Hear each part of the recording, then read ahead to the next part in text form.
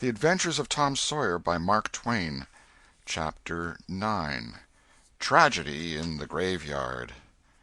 At 9:30 that night Tom and Sid were sent to bed as usual. They said their prayers, and Sid was soon asleep. Tom lay awake and waited, in restless impatience. When it seemed to him that it must be nearly daylight, he heard the clock strike 10. This was despair. He would have tossed and fidgeted as his nerves demanded, but he was afraid he might wake Sid, so he lay still and stared up into the dark. Everything was dismally still. By and by, out of the stillness, little, scarcely perceptible noises began to emphasize themselves. The ticking of the clock began to bring itself into notice. Old beams began to crack mysteriously. The stairs creaked faintly. Evidently spirits were abroad. A measured, muffled snore issued from Aunt Polly's chamber, and now the tiresome chirping of a cricket that no human ingenuity could locate began. Next, the ghastly ticking of a death watch in the wall at the bed's head made Tom shudder. It meant that somebody's days were numbered. Then the howl of a far-off dog rose on the night air and was answered by a fainter howl from a remoter distance. Tom was in an agony. At last he was satisfied that time had ceased and eternity begun. He began to doze, in spite of himself. The clock chimed 11, but he did not hear it. And then there came, mingling with his half-formed dreams, a most melancholy caterwauling. The raising of a neighboring window disturbed him. A cry of "Scat, you devil!" and the crash of an empty bottle against the back of his aunt's woodshed brought him wide awake, and a single minute later he was dressed and out of the window and creeping along the roof of the L on all fours. He meowed with caution once or twice as he went, then jumped to the roof of the woodshed and thence to the ground. Huckleberry Finn was there, with his dead cat. The boys moved off and disappeared in the gloom. At the end of half an hour they were wading through the tall grass of the graveyard. It was a graveyard of the old-fashioned Western kind. It was on a hill, about a mile and a half from the village. It had a crazy board fence around it, which leaned inward in places, and outward the rest of the time, but stood upright nowhere. Grass and weeds grew rank over the whole cemetery. All the old graves were sunken in. There was not a tombstone on the place. Round-topped, worm-eaten boards staggered over the graves, leaning for support, and finding none. "Sacred to the memory of so-and-so" had been painted on them once, but it could no longer have been read on the most of them now, even if there had been light. A faint wind moaned through the trees, and Tom feared it might be the spirits of the dead complaining of being disturbed. The boys talked little, and only under their breath, for the time and the place and the pervading solemnity and silence oppressed their spirits. They found the sharp new heap they were seeking, and ensconced themselves within the protection of 3 great elms that grew in a bunch within a few feet of the grave. Then they waited in silence for what seemed a long time. The hooting of a distant owl was all the sound that troubled the dead stillness. Tom's reflections grew oppressive. He must force some talk, so he said in a whisper, "Hucky, do you believe the dead people like it for us to be here?" Huckleberry whispered, "I wisht I knowed. It's awful solemn like, ain't it?" "I bet it is."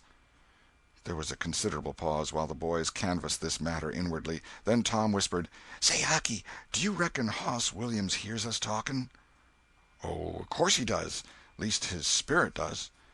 Tom, after a pause, "I wish I'd said Mr. Williams, but I never meant any harm. Everybody called him Hoss." "Well, a body can't be too particular how they talk about these yer dead people, Tom." This was a damper, and conversation died again. Presently Tom seized his comrade's arm and said, "Sh!" "What is it, Tom?" And the two clung together with beating hearts. "Sh! There 'tis again. Didn't you hear it?" "There! Now you hear it." "Lord, Tom, they're coming. They're coming, sure. What'll we do?" "I don't know. Think they'll see us?" "Oh, Tom, they can see in the dark, same as cats. I wisht I hadn't come." "Oh, don't be feared. I don't believe they'll bother us. We ain't doing any harm. If we keep perfectly still, maybe they won't notice us at all." "I'll try to, Tom, but Lord, I'm all a shiver. Listen." The boys bent their heads together and scarcely breathed. A muffled sound of voices floated up from the far end of the graveyard. "Look! See, there!" whispered Tom. "What is it?" "It's devil fire! Oh, Tom, this is awful!" Some vague figures approached through the gloom, swinging an old-fashioned tin lantern that freckled the ground with innumerable little spangles of light. Presently Huckleberry whispered with a shudder: "It's the devils, sure enough, 3 of them. Lordy, Tom, we're goners. Can you pray?" "I'll try, but don't you be afeard. They ain't going to hurt us. Now I lay me down to sleep, Shh! What is it, Huck?" "They're humans. One of 'em is, anyway. One of 'em's old Muff Potter's voice." "No, 'tain't so, is it?" "I bet I know it. Don't you stir nor budge. He ain't sharp enough to notice us. Drunk the same as usual, likely. Blamed old Rip." "All right, I'll keep still. Now they're stuck. Can't find it. Here they come again. Now they're hot. Cold again. Hot again. Red hot. They're pointed right this time. Say, Huck, I know another of them voices. It's Injun Joe." "That's so, that murdering half-breed. I'd druther they was devils a dern sight. What can they be up to?" The whisper died wholly out now, for the 3 men had reached the grave and stood within a few feet of the boy's hiding-place. "Here 'tis," said the third voice, and the owner of it held up the lantern and revealed the face of young Dr. Robinson. Potter and Injun Joe were carrying a hand-barrow with a rope and a couple of shovels on it. They cast down their load and began to open the grave. The doctor put the lantern at the head of the grave and came and sat with his back against one of the elm trees. He was so close the boys could have touched him. "Hurry, men," he said in a low voice. "The moon might come out at any moment." They growled a response and went on digging. For some time there was no noise but the grating sound of the spades discharging their freight of mold and gravel. It was very monotonous. Finally a spade struck upon the coffin with a dull woody accent, and within another minute or two the men had hoisted it out of the ground. They pried off the lid with their shovels, got out the body, and dumped it rudely on the ground. The moon drifted from behind the clouds and exposed the pallid face. The barrow was got ready and the corpse placed on it, covered with a blanket, and bound to its place with a rope.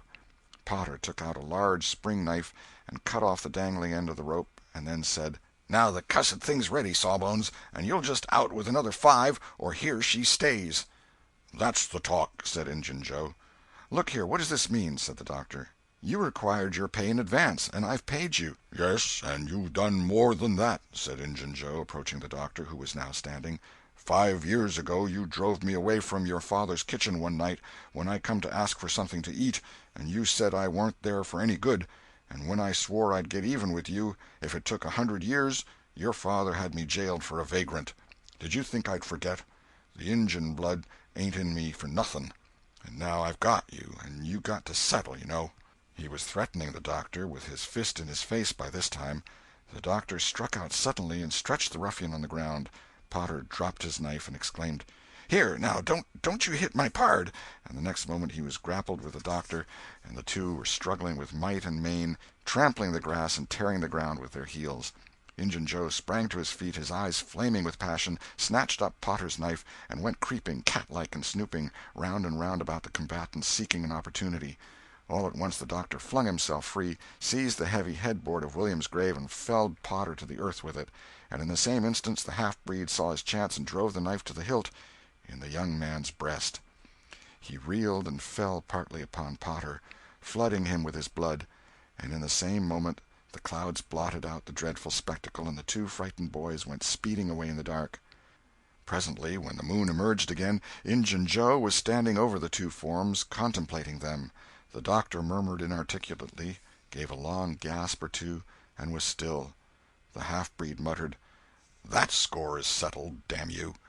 Then he robbed the body, after which he put the fatal knife in Potter's open right hand and sat down on the dismantled coffin. 3, 4, 5 minutes passed, and then Potter began to stir and moan. His hand closed upon the knife. He raised it, glanced at it, and let it fall with a shudder.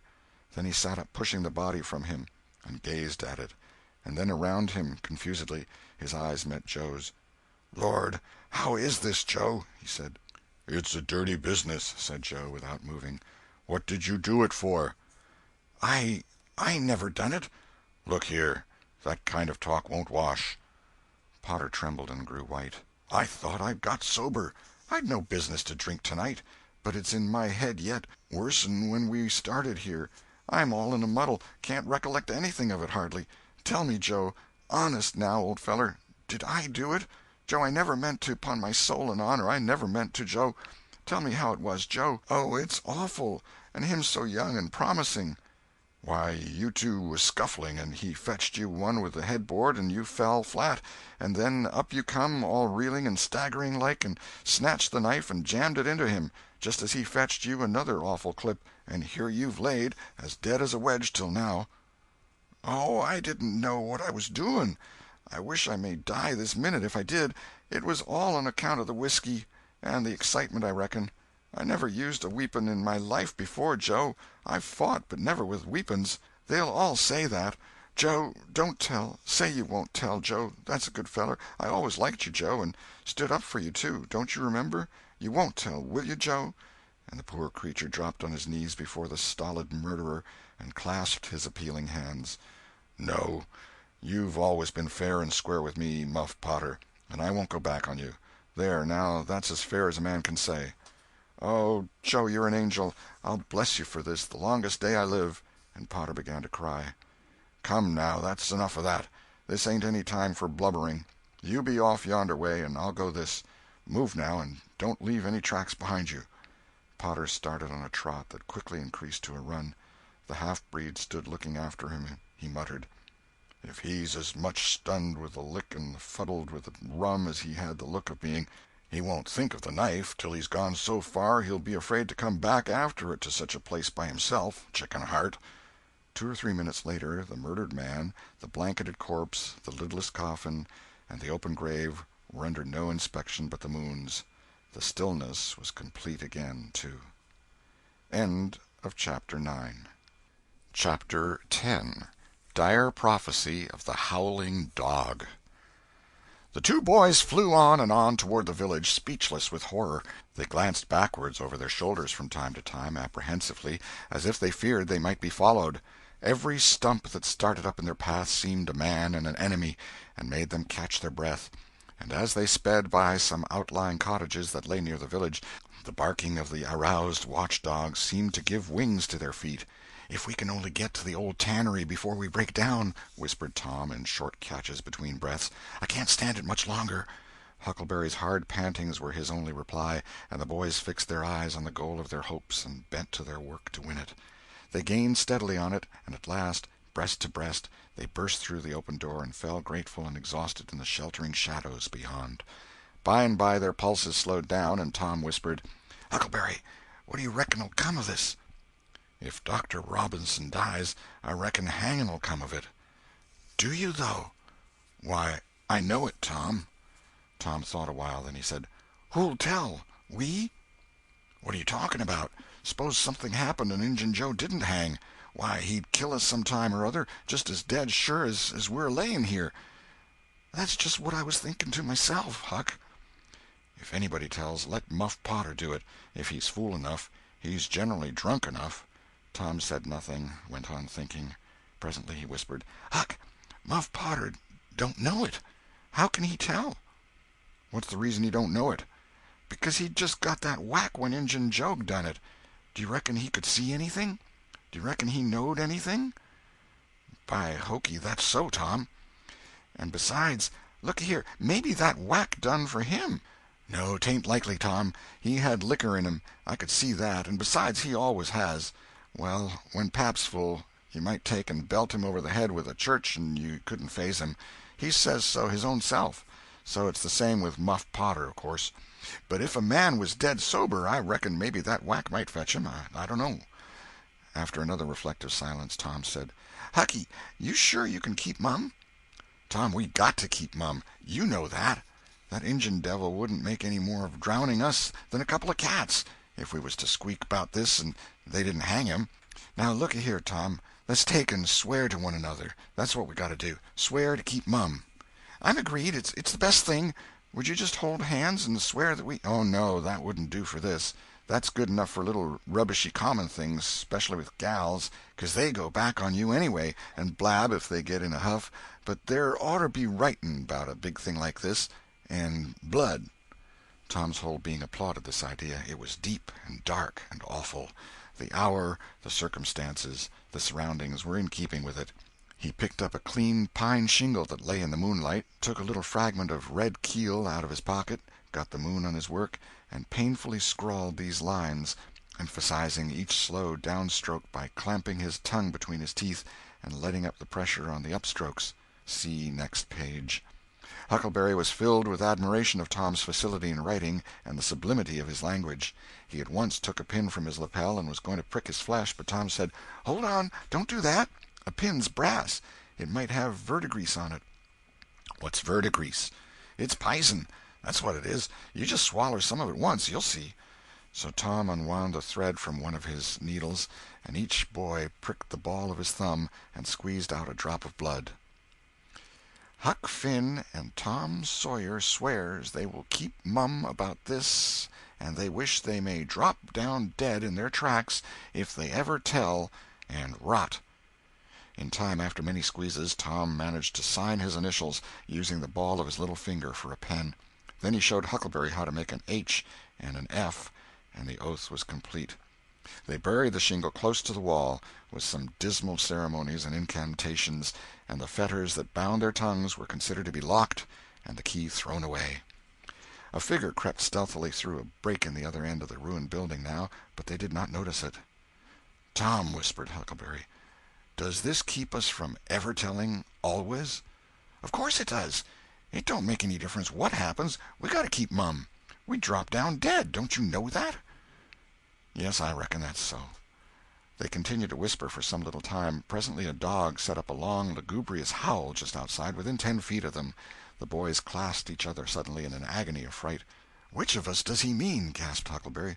"I don't know. Peep through the crack, quick." "No, you, Tom." I can't do it, Huck." "Please, Tom. There 'tis again." "Oh, Lordy, I'm thankful," whispered Tom. "I know his voice. It's Bull Harbison." Note: If Mr. Harbison had owned a slave named Bull, Tom would have spoken of him as Harbison's Bull, but a son or a dog of that name was Bull Harbison. "Oh, that's good. I tell you, Tom, I was scared to death, and I'd 'a bet anything it was a stray dog." The dog howled again. The boy's heart sank once more. "Oh, my, that ain't no Bull Harbison," whispered Huckleberry. "Do, Tom." Tom, quaking with fear, yielded and put his eye to the crack. His whisper was hardly audible when he said, "Oh, Huck, it's a stray dog." "Quick, Tom, quick. Who does he mean?" "Huck, he must mean us both. We're right together." "Oh, Tom, I reckon we're goners. I reckon there ain't no mistake 'bout where I'll go to. I been so wicked." "Dag fetch it, this comes of playing hooky and doing everything a feller's told not to do. I might have been good like Sid if I'd 'a' tried, but no, I wouldn't, of course. But if ever I get off of this time, I lay I'll just waller in Sunday schools."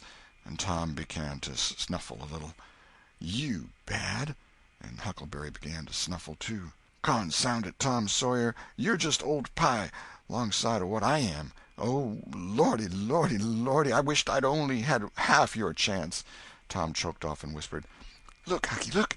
He's got his back to us." Hucky looked with joy in his heart.